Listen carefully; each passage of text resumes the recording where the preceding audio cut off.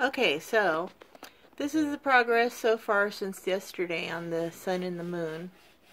And I did some bead outlining today. That's what I usually do, is I do all the outline before I fill in with the big buttons. And then once I fill in with the big buttons, I fill in with all the beads that go in between the big buttons. So today I did this part where the nose is, and I did, you can still see the glue here on some of this. I did all these little lines because that's what was in the drawing, but I think I'm going to leave some big spaces so I can put bigger buttons in and then fill in. So here's the process. My good old trusty, well, you can't even see it anymore, Aleene's Tacky Glue.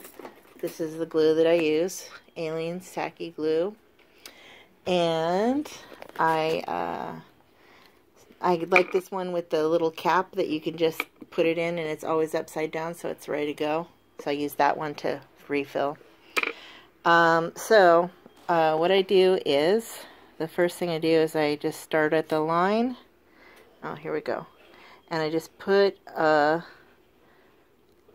a 2 or so inch line of glue. And I try to make it about the size of maybe a pencil lead. And then put my glue back. And then I usually use like a little lid or something to put the buttons in so they're all kind of spread out. And then I just start at one end here. So I'm going to try to put a little tiny bit of glue on the toothpick. Where is it? Okay. I put a little tiny bit of glue on there so it'll pick up the beads. And then I look for the size bead that I need. And usually, like at the ends, I'll use really kind of thin beads just so that it kind of makes a taper. So once I get the bead on the glue, then I try to like alternate so that the same beads are not next to each other if I can. If I'm using like when I do the eyes, I'm going to use black or maybe blue. I'm not sure yet. Those may be the same color beads. But right now for the yellow, I am trying to alternate so that it's not so.